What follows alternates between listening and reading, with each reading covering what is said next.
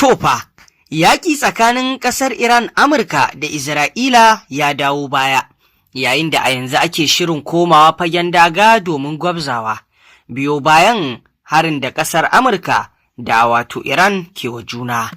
Masu saurare ku gyara zama domin jin rahotannin labaran da muke tafe da shi a halin yanzu, yayin da dai wannan yaƙi tsakanin ƙasar Iran, Amurka da Isra'ila ya dawo ɗanye jagab saboda wasu dalilai.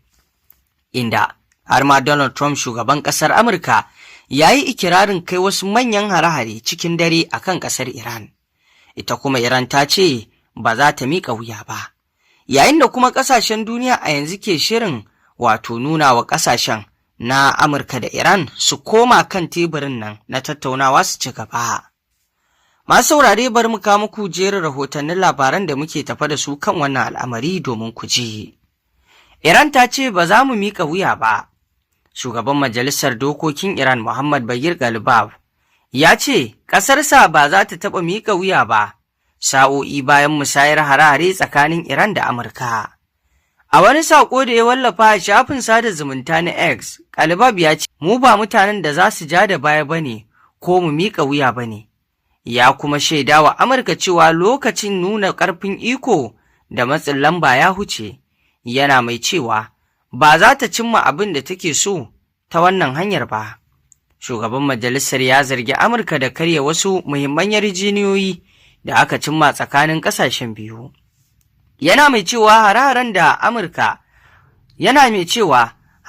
da aka kai a yankunan kudancin Iran na daga cikin matakan da suka saba wa yarjejeniyar da aka cimma. Ghalibaf kuma ya ce barazanar ci gaba da kai hare-haren soja, dawo da takunkumin mai, da kuma wato ci gaba da hare-haren Isra'ila a Lebanon na cikin abubuwan da suka saba wa yarjejeniya. Iran ta ce ta kai hare-hare 85 kan sansanonin sojin Amurka.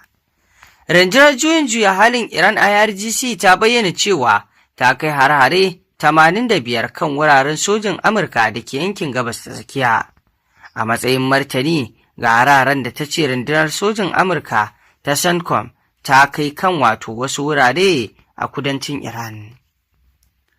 A wata sanarwa da ta fitar ranar 8 ga watan Yuli, wato jiya kenan, rundunar ta zargi Amurka da karya yarjejeniyar tsagaita wuta tare da kai hare-hare ta sama kan wasu sansanonin gabar teku da wuraren fararen a yankin Hormuzgan da kuma wato Mashar.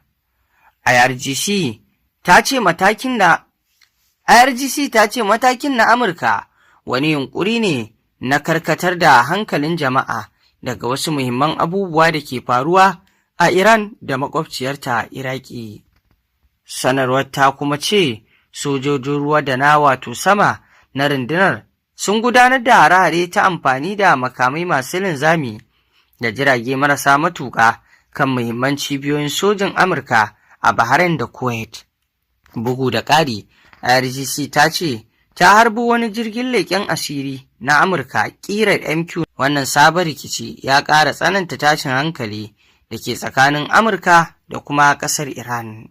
Tsagaita wuta tsakaninmu da Iran ya rushe, in ji Donald Trump. Shugaban Amurka Donald Trump ya ce yarjejeniyar tsagaita wuta tsakanin Amurka da Iran ta rushe bayan sabbin hare-haren da ɓangarorin biyu suka kai wa juna. Trump ya bayyana haka ne yayin da yake magana da manema labarai a gefen taron ƙasashen NATO da aka gudanar a Ankara ranar Laraba.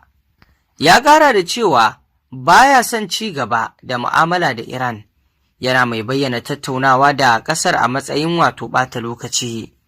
Trump ya kuma yi kalamai masu zafi kan shugabannin Iran, yana mai cewa baya ganin wata fa'ida a ci gaba da yin hulɗa da su.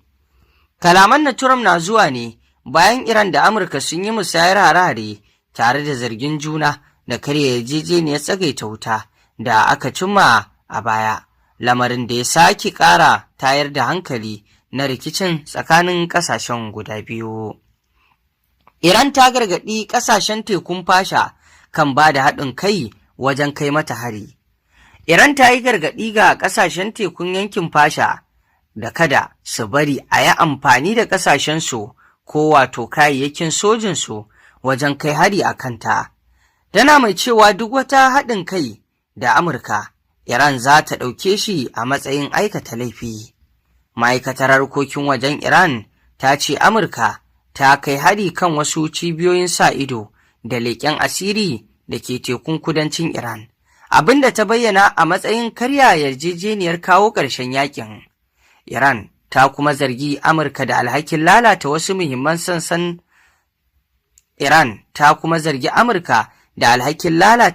sassan yarjejeniyar, tana mai cewa ci gaba da hare-haren Isra'ila a Lebanon da shiga cikin lamarin mashigar Hormuz zai iya sa yarjejeniyar ta rasa wato. A ƙarshe dai Iran ta yi barazanar cewa dakarunta za su kai farmaki ga duk wata ƙasa ko wurin da ta bari a yi amfani da shi wajen kai mata hari.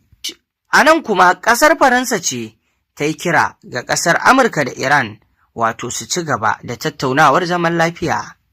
Shugaban Faransa Emmanuel Macron ya ce yana sa ran Amurka da Iran za su ci gaba da tattaunawar zaman lafiya duk da rikicin da ya sake barkewa tsakanin ƙasashen biyu.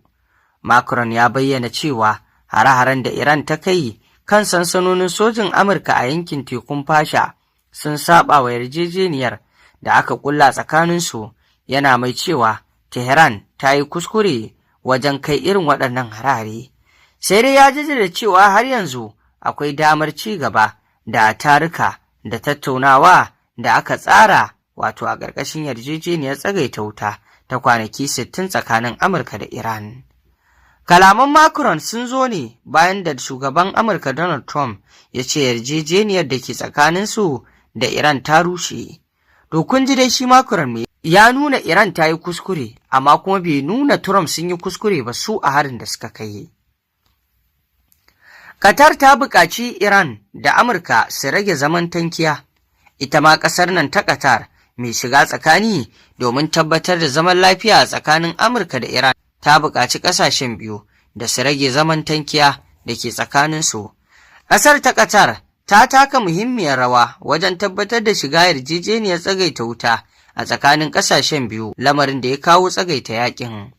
Sai dai kuma a jiya an kai wani hari akan wani jirgin dakon kaya na iskar gas wato a mashigar Hormuz, wanda Qatar ta zargi Iran tare da yin Allah wadai da harin. Sannan kuma a ɗaya ɓangaren kuma ita Iran ta zargi matsayar ƙasar Qatar kan musayar yawu da ta sake kunno kai. Wataƙila mu ƙaddamar da hare-hare masu zafi a kan ƙasar Iran cikin dare. Shugaban Amurka Donald Trump ya bayyana a daren jiya cewa mai yiwuwa Amurka ta ƙaddamar da hare-hare masu zafi cikin dare a kan ƙasar Iran. Sannan ya ƙara da cewa Amurka za ta iya sake datse hanyoyin sufuri na ruwan Iran. Trump ya bayyana haka ne a wani gefe na taron ƙungiyar tsaron NATO nan dai, wanda ya yi ta magana a kan ƙasar Iran ɗin, wanda ya zo kafin ganawarsa da shugaban Ukraine Vladimir Zelensky. A daren jiya mun kai musu hari mai zafi, amma akwai alamar a daren yau ne za mu sake ƙaddamar musu da hare-hare masu zafi. Ina musu gargaɗi ne cewa za mu kai musu hare-hare, in ji Trump. Mr. Trump ya ce Iran ta kai hare-haren wato jirage marasa matuƙa a kan jirage a mashigar Hormuz, wanda a cewarsa sun cancanci wucewa ta mashigar. Ya ce babban burin Iran shine raba ta da shirin nukiliya, amma ya ƙara da cewa babu ruwansa da canja gwamnatin ƙasar. Ni dai matsala ta ita ce ba za mu bari ƙasar ta mallaki makamin nukiliya ba, wannan shine burin, in ji Donald Trump. A yanzu dai wannan yaƙi abu ne da yake nuna cewa wato al'amura sun dawo baya, komai ya dawo ɗanyi. Haka zalika, Iran ta yi barazanar rufe mashigar Hormuz a matsayin martanin hare-haren da Amurka suka yi. Tashar Press TV, wadda kafar watsa labaran Iran ce mai watsa shirye-shiryenta da Ingilishi, ta rawaito daga wasu majiyoyi cewa Iran za ta iya rufe mashigar Hormuz idan aka kai mata hare-hare. Ta rawaito majiyoyi na cewa Iran ta shirya kai hare-haren biyu a matsayin martani kan duk wani harin da aka kai mata a cikin ƙasarta. Iran ba ta bambance tsakanin Amurka da ƙawayenta da ke yankin gabas ta tsakiya ba a cikin wannan batu. A wani ɓangaren kuma, kamfanin dillancin labarai na Tasnim mai alaƙa da dakarun juyin juya hali ya rawaito cewa Trump ya tabbatar da kwance yarjejeniyar tsagaita wuta a tsakaninsu. Kafar ta ƙara da cewa yanzu babban burin Iran shine fuskantar Amurka da Isra'ila da ƙawayensu da ke yankin gabas ta tsakiya da ma duniya baki ɗaya. To a yanzu dai masu saurare kun ji yadda wannan yaƙi ya dawo baya, ya dagule, komawa fagen daga yanzu shine abin da ke gaban ƙasar Amurka da Iran. Me za ku ce kan wannan batu? Mun gode.